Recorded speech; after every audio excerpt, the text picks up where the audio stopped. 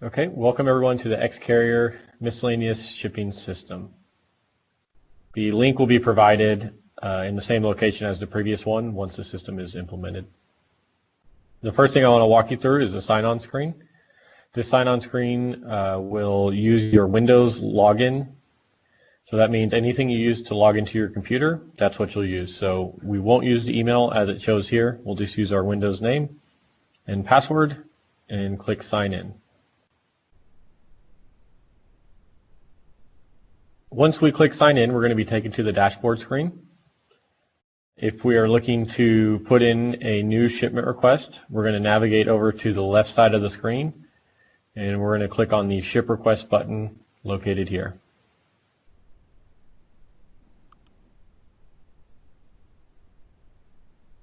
So whenever we click ship request, it's going to bring up this page here, which is going to show all the previous ship requests that you have. In order to enter a new one, we're going to go up here to select and add ship request.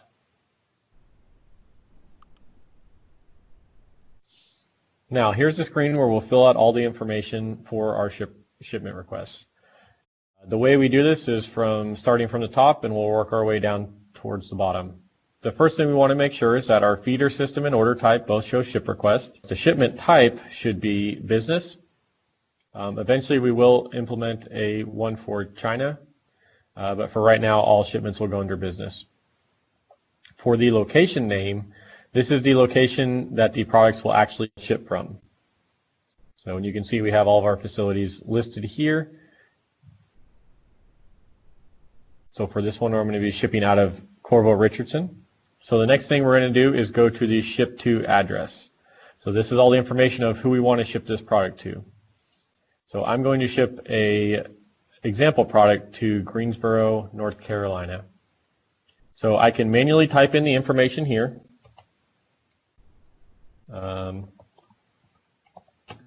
Just like this, or for some of the addresses that we have in our system, we can click the little search button up here.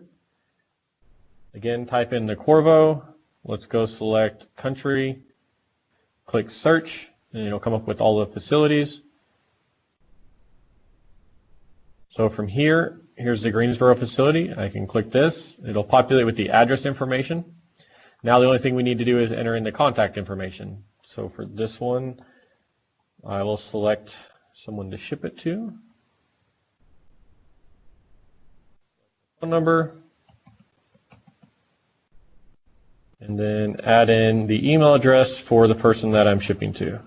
This will then send them alerts whenever the shipment is processed to notify them of the shipment tracking and provide them with all the documentation. So now that we've completed the address portion of it, we're going to go over here to the shipment information. Now for the shipment method, we will not populate any of these fields. As you can see, they're blank. This will be populated by the shipping team. As the requester, what we need to do is enter in the ship date. So this is the date that you actually drop these products off to shipping. And then over here is the expected date and time for delivery. So if we are shipping this to Greensboro, and let's say I need it there by Friday, by the end of the day, then I will enter in a time there. This is the military time, so it's a 24-hour time. So this is the date that you need it there by, and this is the time that you need it there by. So this will allow the shipping team to choose the correct service in order to ensure that the product gets there in time. For the payment, if Corvo is paying for this, then you can just leave it as sender. If this is a return or an RMA or something that is required where the supplier is paying for this, then you can just scroll down here and select recipient or third party. If you do select recipient, make sure to enter in the account number that was provided, as well as in the notes section, put what carrier that account is for. So if it's UPS, put UPS, and then make sure to put the account number here. There's no need to enter anything for the cost center, and the remaining stuff is references. So we can put any references in here, boxes for evaluation, or any other notes that you have. If you have a specific PO number, you can enter that in as well, and possibly any notes that you need to enter in, right?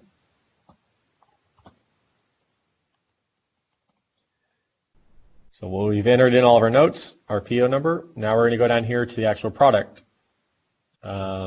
information. So this first column here is just a line number. So it's just, we'll go 1, 2, 3, 4, 5. So no need to enter anything there. As you start to type the product number in, you could say, this is product this, and it is a test widget, and our total quantity for this is 10. Now, since this is going domestically, I don't need to enter in the additional information here. This is all the customs information.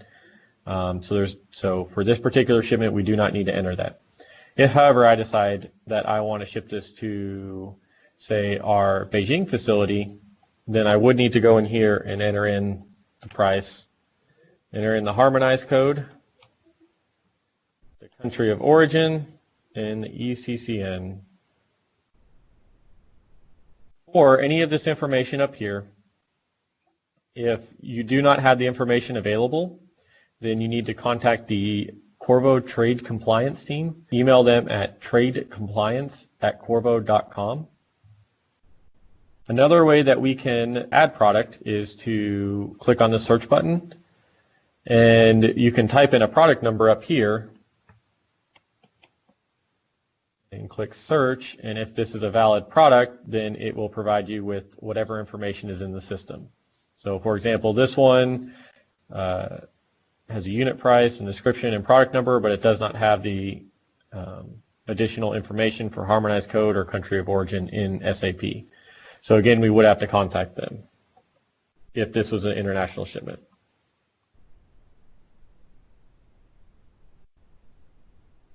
So now we have all of our materials in the system. This is everything that the user is wanting to ship. And so from this point, all you have to do is click Save and New and give it a minute to actually ship. It'll clear out. And then from here, you can just click this X up here. And then you'll see that your ship request has been put into the system. Now click on a print view, and you can print this out in order to attach to your item. Or if you go to your email, you will also get a notification with this same form attached to it. So this will be the form that you'll print out, physically attached to the item, and then drop off at the shipping location. And once you have done that, then the miscellaneous shipment is complete. The shipping team will be able to open this up and process the shipment straight out of the same system. And then you will get a notification by email that shows that the shipment is shipped. It'll provide the tracking number as well as the service that was used. If you do have any questions about any of your shipments, you can always come back into the ship request page and look at a previous shipment, and it'll provide you with the tracking number here. For our small parcel shipments, if you click on the link, it will load the FedEx information and provide you with the latest tracking.